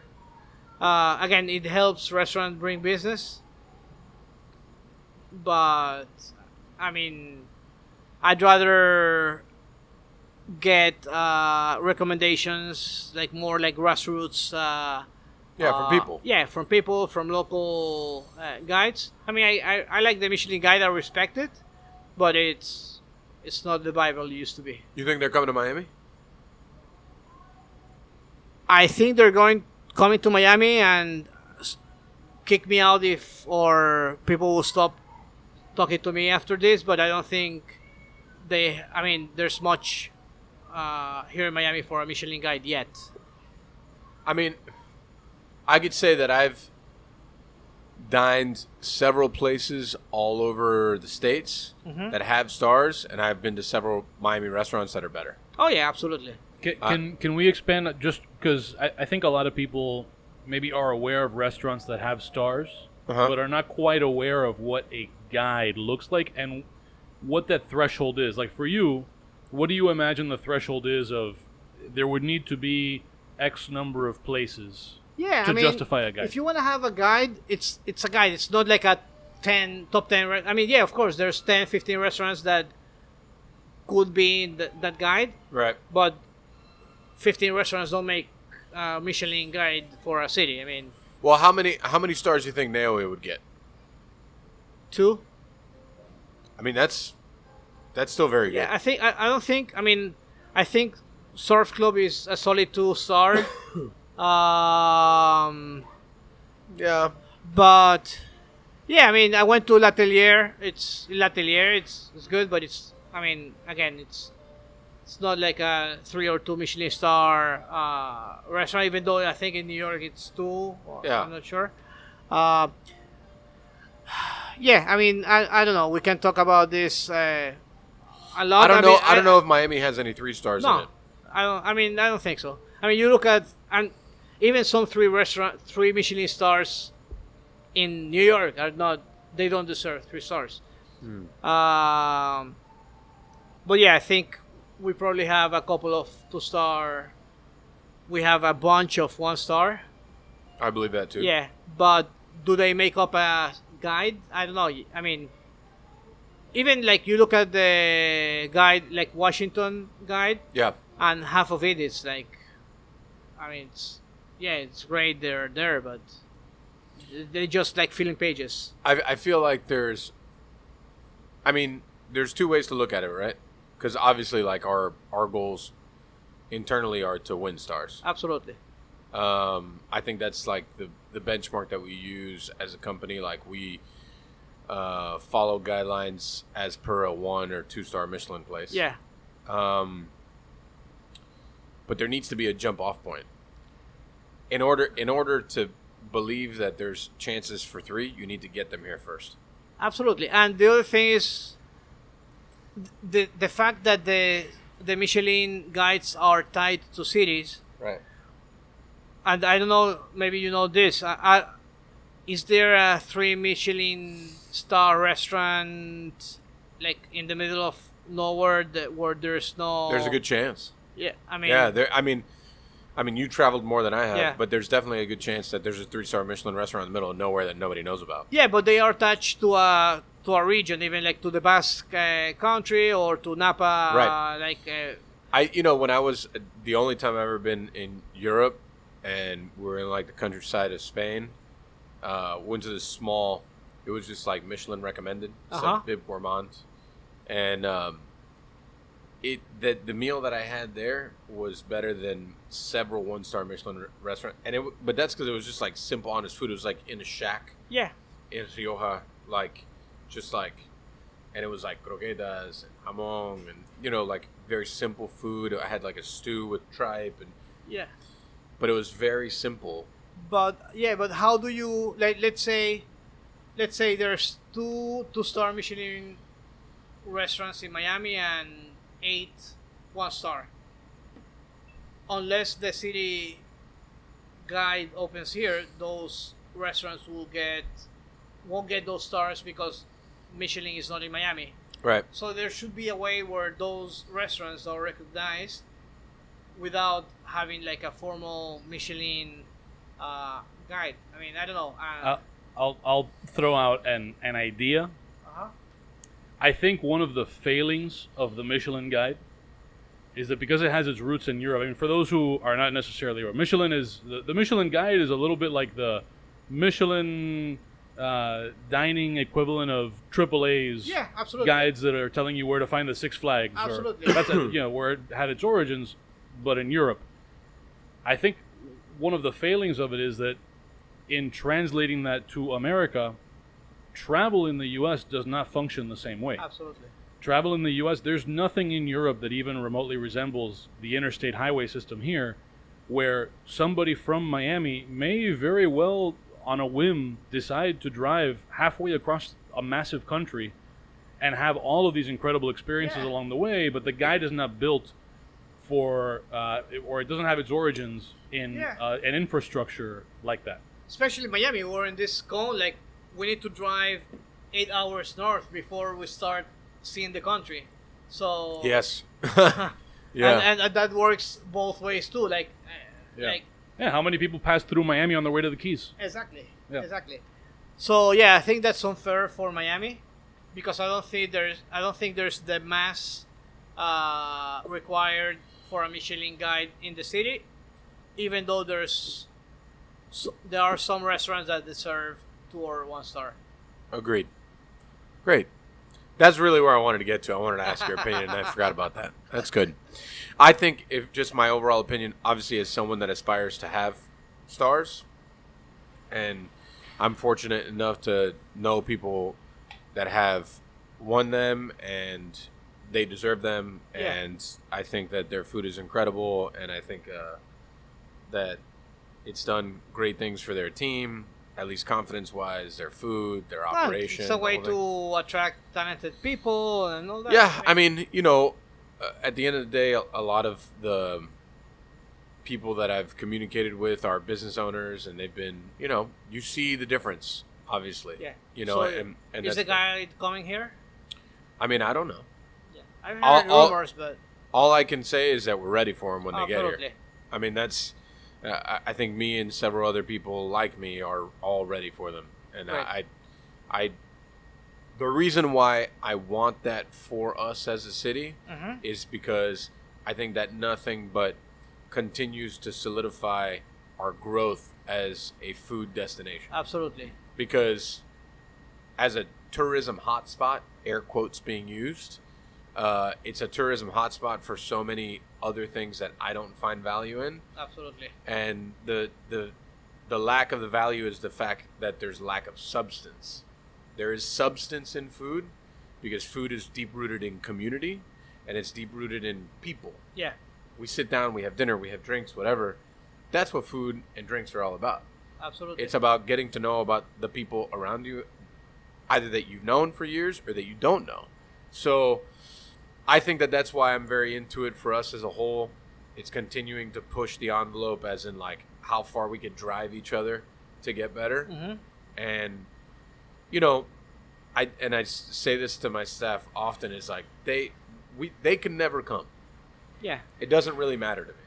But this is the standard that we withhold. Yeah, but even before Michelin, I think we are ready, and we've been ready for some James Beard like for a long time. And I mean, let's not even get me going. Yeah, on that. exactly. So even like before getting into Michelin, like why we don't have like a stronger presence in the? I think the a James Beard? lot of reasons go into that though. I mean, it's dumbfounding to me why the Florida portion of the country is along with 3 other states. Exactly. But then California's by itself. It don't make any sense to me. I mean, like, there's so many people that are not even in this city that deserved Beard Awards previously. Yeah. Whether it be in West Palm or in Orlando, because Brandon McGlamory has been very good for a very long time.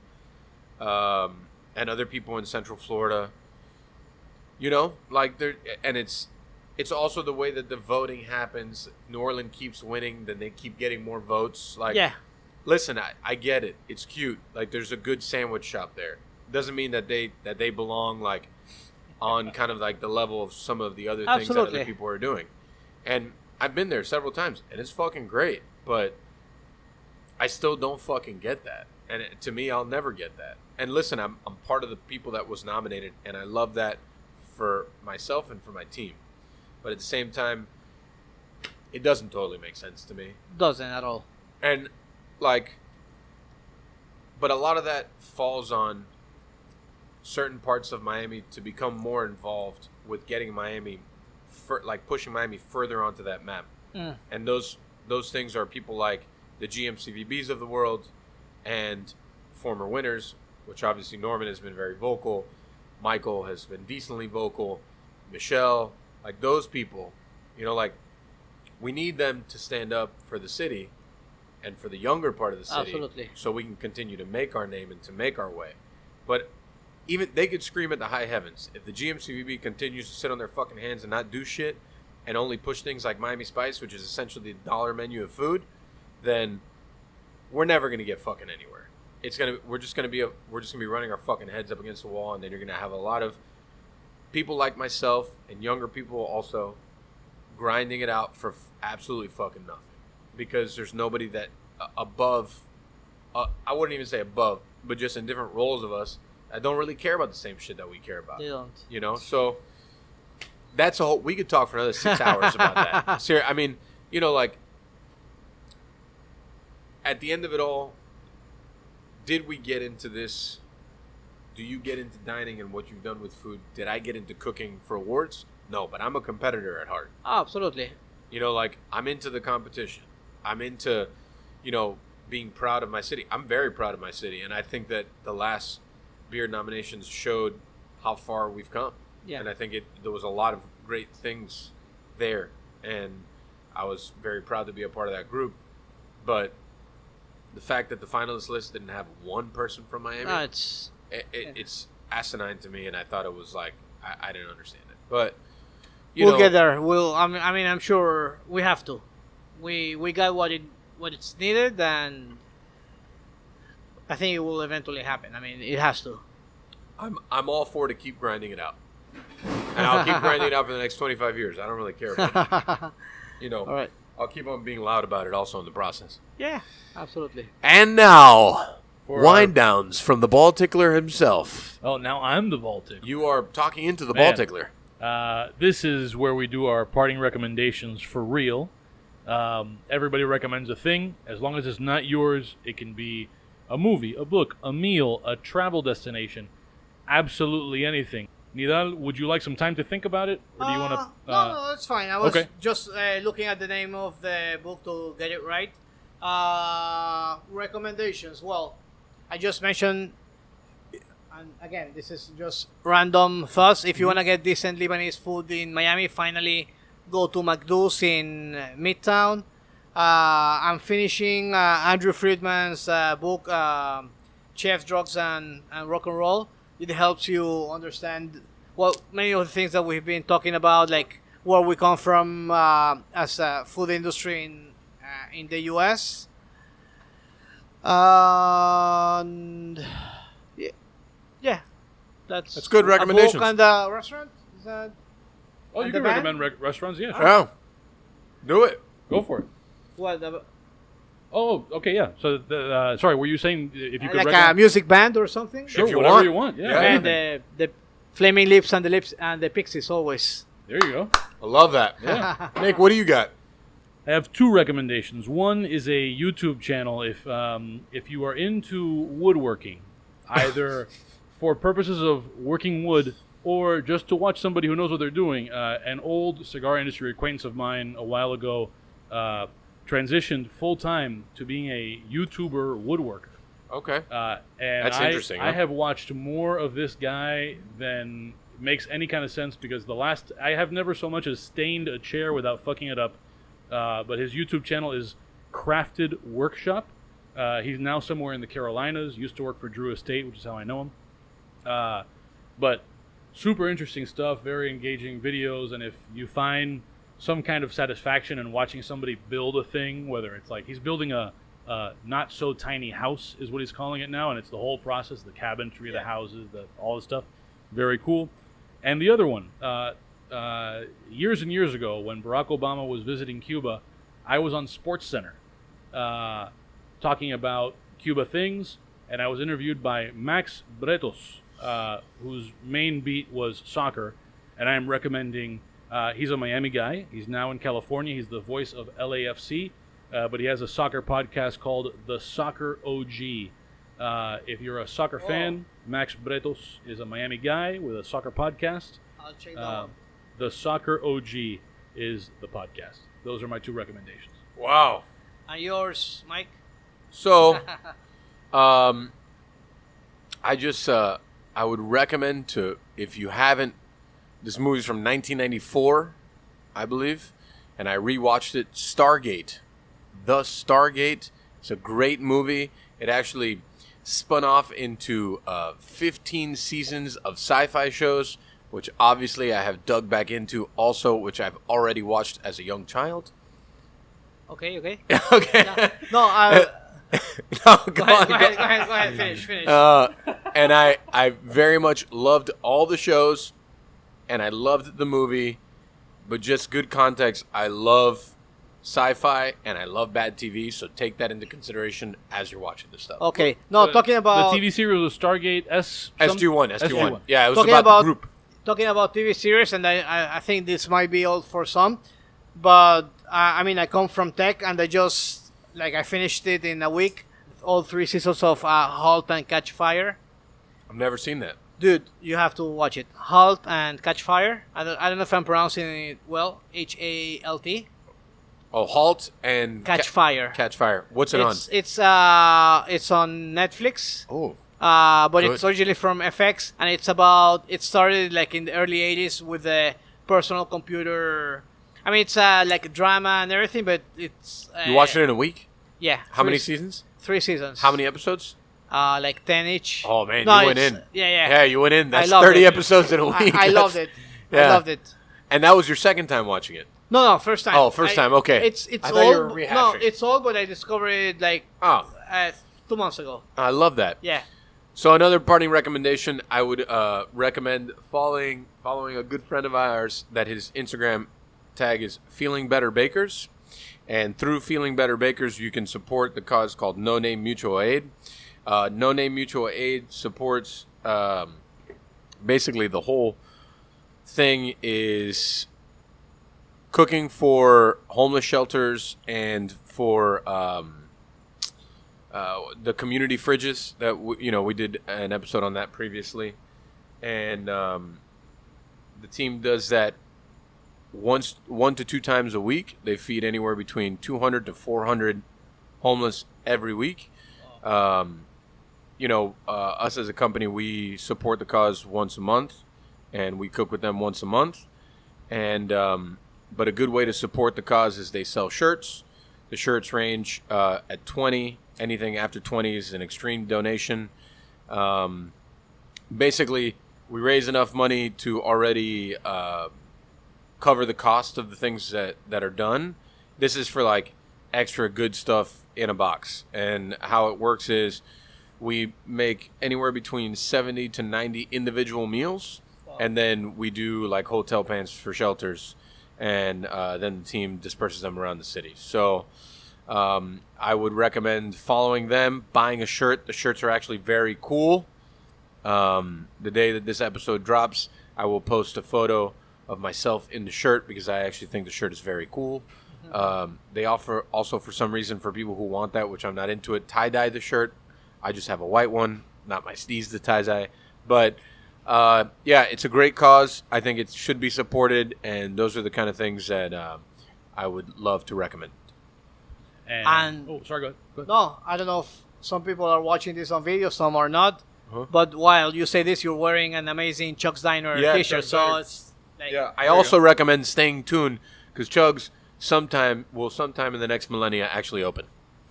So that'll be great for everyone. I saw you recently acquired the correct lamps, so that's good. Oh, man, the fucking lamps. I don't know. I have to say that this is the first time I've actually done a build-out from scratch.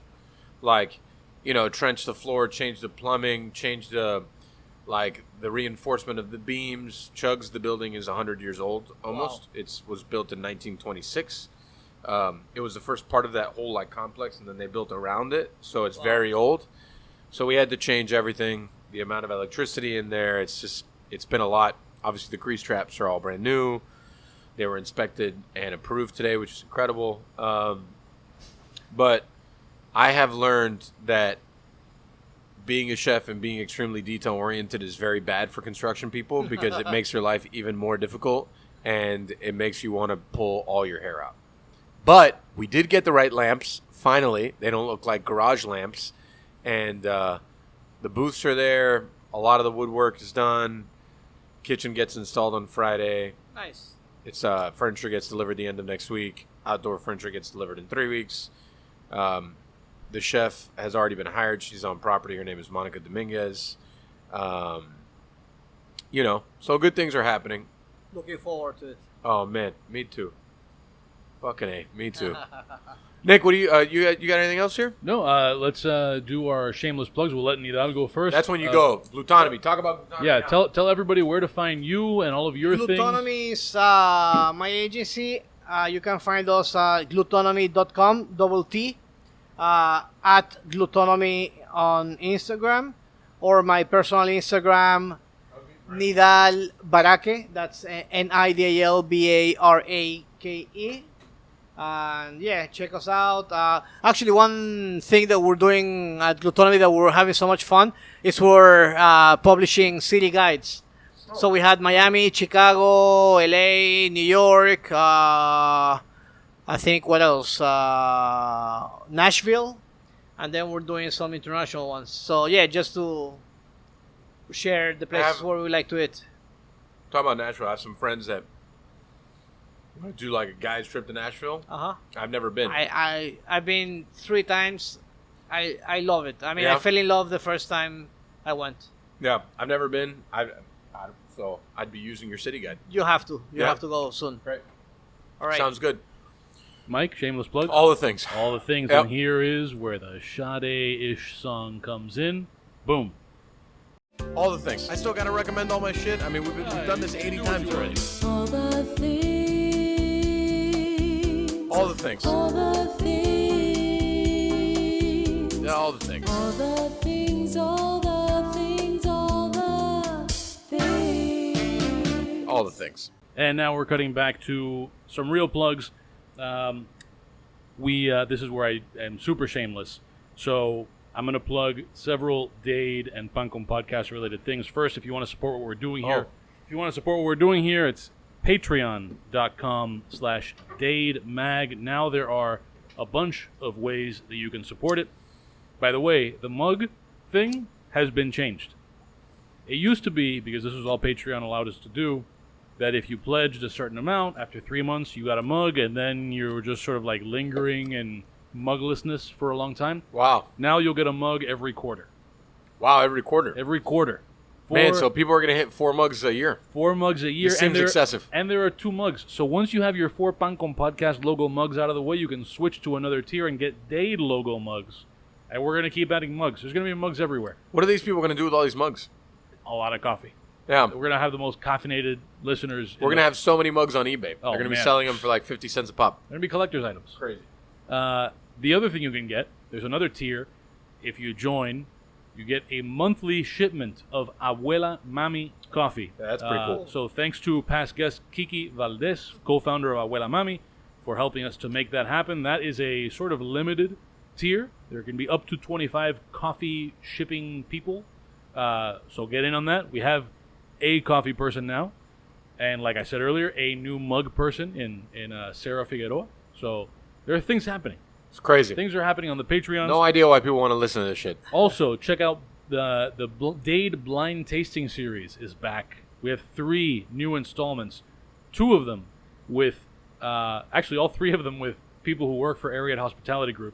I'm really mining. Good people. I'm really mining this thing. So 2 Yeah. of them are with one Bobby Gilardi, who was once described by Deco Drive as a pop of fun. He did a tasting with berry-flavored hard seltzers and another one with ready-to-drink mojitos. Spoiler alert, all the mojitos are awful.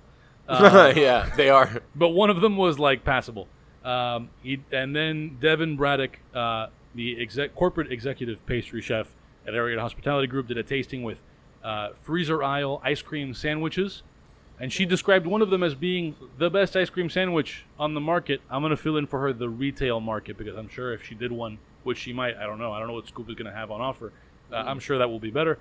But that one felt a little more useful than Bobby's. It's not Bobby's fault, but like these are all awful, would you think? One of these ice cream sandwiches, I know because I keep all the leftovers in my freezer, was actually very good. And most of the other ones were trash. Got it.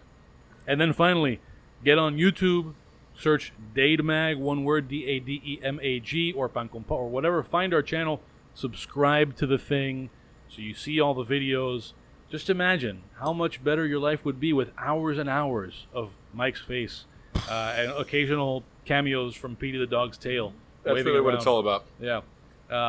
So check that out. Subscribe. It actually does do something for us. It helps. And that's it. That's me being shameless for way too long. God, so long. So shameless. Thanks for doing this, man. Oh, thank you for I the invite. appreciate it. I Now- really enjoyed it. Good. You're going to enjoy the lightning round that's going to come after this. For the people who pay, the 5 questions are coming up next. Hit him with the horn.